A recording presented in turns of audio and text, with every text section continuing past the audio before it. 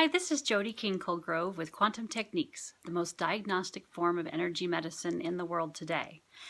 I work with people all over the world on the phone, helping them figure out why they are having health issues and what they can do about it. So today I wanted to explain a little bit more when we're doing a quantum techniques session, what we are testing when we test food toxins.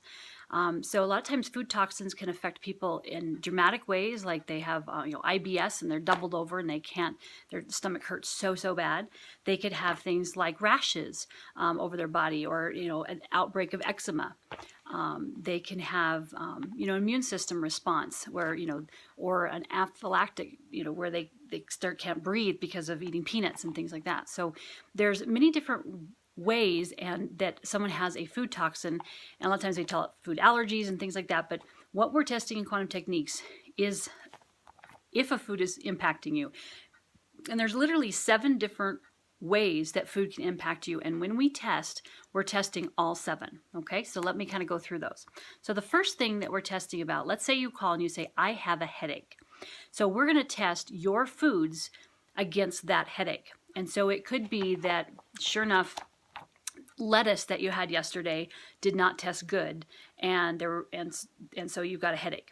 So that would be one of the things we'd say, okay, are you really bad on lettuce, or is there something wrong with the lettuce? So we actually test the lettuce outside of your body, and sure enough we find, well, the lettuce had bacteria on it, and so you shouldn't have eaten that lettuce. Or it could have mold, or it could have also some human contactant on it. So let's say that someone was preparing the lettuce and had got something on their hands, or where the surface where they're preparing the lettuce, something on that got on the food. So that's how that food itself, we test for the symptom you have.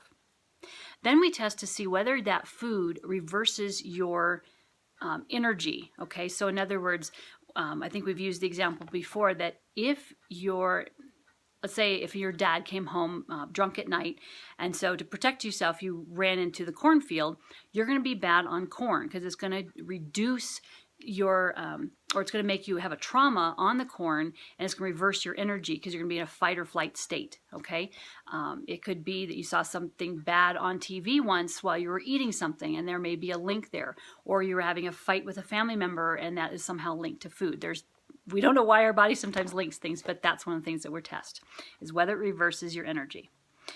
Another thing, and it's usually trauma-based, just so that you know. So that's something that's really easy to clear and get that connection not there anymore.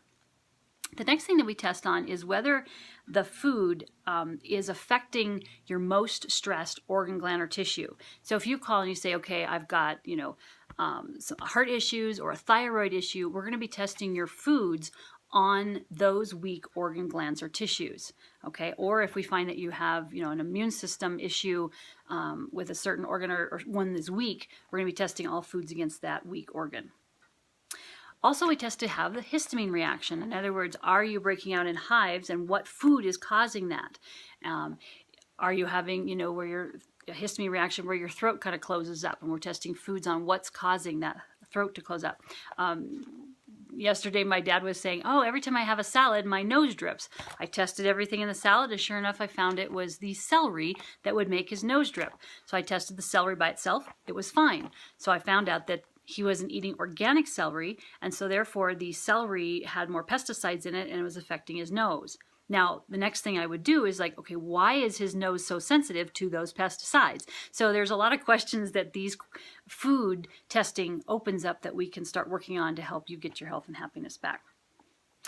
All right, another thing we test on is the inflammation and immune system. So we're testing to see if does that food lower your immune system so that you're more vulnerable to getting a virus or a bacteria. So for example, my son, when he was little, if he ate dairy, it would lower his immune system, and sure enough, about 4 days later, he'd have a bacteria or have some kind of issue that we had to deal with.